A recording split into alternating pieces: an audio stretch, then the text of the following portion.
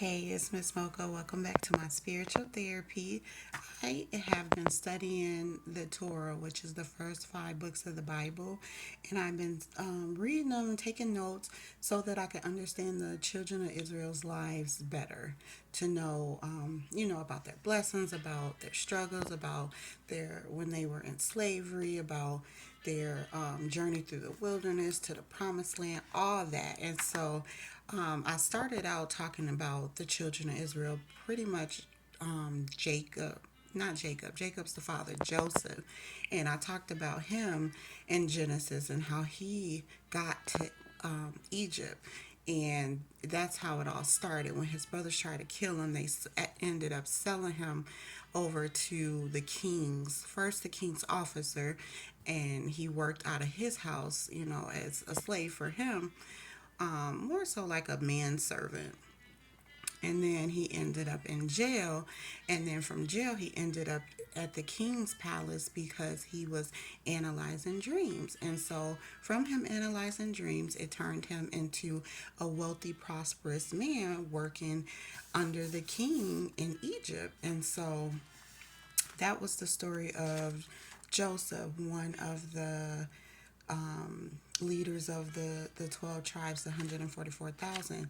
And so I've been digging a little deeper to get a feel of all the brothers, and what happened with them in Egypt and so on. So that's where Exodus starts. It starts by talking about their life in Egypt because Joseph, even though he was ruler now over the land and stuff like that, working under the king, he wanted his family there with him. So he had all 11 of his brothers and their families, and the father, Jacob or Israel, come over to Egypt and live with him and, be wealthy and prosperous and all that. And so that's how Exodus starts. That's what they did.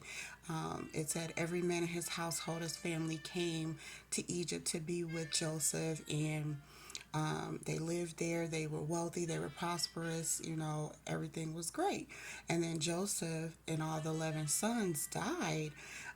So the tribe leaders died, and that whole generation died. Of course, their father died, and so that just left the rest of the tribes, and they were fruitful, and they were abundant, and they multiplied, and it said grew exceedingly mighty. And so I'm pretty sure the Bible doesn't specify, but if they grew and multiplied, then that means that they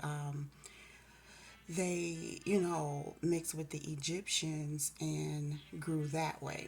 And so the land, it said the land was filled with them in Egypt. So, of course, they had to have multiplied with the Egyptians. So, Israelites and the Egyptians came together and multiplied. And then a new king, so King Pharaoh, that took Joseph in, he died. And so the next generation king came in. Well, this king was jealous. He didn't know Joseph or the brothers, the story, or none of that. But he was jealous of how hard the children of Israel was balling. He was jealous of their wealth. He was jealous of everything about it. He told his people that they needed to conquer them and take them over, because if they keep growing, they're going to get with their enemies and overtake Egypt. And so the new king didn't want that. And so he didn't want them to keep multiplying. It was just out of pure jealousy, a hater. And so what they did was they enslaved the children of Israel. They took all their wealth, all of their property, everything from them, and made them slaves, put them in bondage. And so that is pretty much chapter 1. And then also in chapter 1, it talked about how the king wanted the Hebrew midwives, so, the baby doctors. He wanted the women to kill all of the Hebrew sons that were born. And so he didn't even want the Hebrews, which is the Israelites, to even keep recreating men. He wanted all the men not to even be born, but they didn't do it because they were God fearing women. And so they left it at that. They was like, no, we're not killing no one. We're not killing none of the Hebrew boys. They were God-fearing women. And so it went on to chapter 2, talking about how Moses was born. So Moses was from one of the 12 tribes, the tribe of Levi. And he, they hid him so that he could have his life because, the king wanted all the males to die. And so they didn't do that. And he ended up, growing up, and he actually killed an Egyptian that was attacking and trying to kill a fellow Hebrew or a fellow Israelite. So he had to flee from Egypt, and that was that in chapter 2. So that's how Moses came about. They hid him so that he could survive, because God was going to use him for a purpose. And so the king died, and so a new king had came about, and the children of Israel wanted to get out of bondage so bad they cried out to God. And so, of course, God knew that he had a covenant with them because of their fathers and grandfathers. So he was going to help him, or help them out of slavery. So that's chapter 2. In chapter 3, he called Moses to be the leader, to lead the children of Israel from Egypt, from the king's, bondage, from the king's slavery, into freedom. And so Moses was like very skeptical. He couldn't believe that God chose him because, for one, he was a murderer. And for two, he didn't speak well. He had slow speech, or he wasn't a good speaker. And so he was like questioning me. You want me to do it? I can't speak right. This and this and that. I can't do it. He was really doubting God. And so God was getting mad with him. Like, look, I said, you're the one that's going to help. I will speak through you. I'll be with you all the way. You're going to take the children of Israel from the Egypt's, hand, from bondage, and bring them to a land flowing with milk and honey. And so this is the land that he promised the children of Israel and their fathers that he would give them. And so that's what Moses' job was. So that was chapter 3, him introducing Moses to what his plan was for him. And so Moses had a brother, Aaron, who was better at speaking. So God called him to come and help Moses. So God would talk to Moses.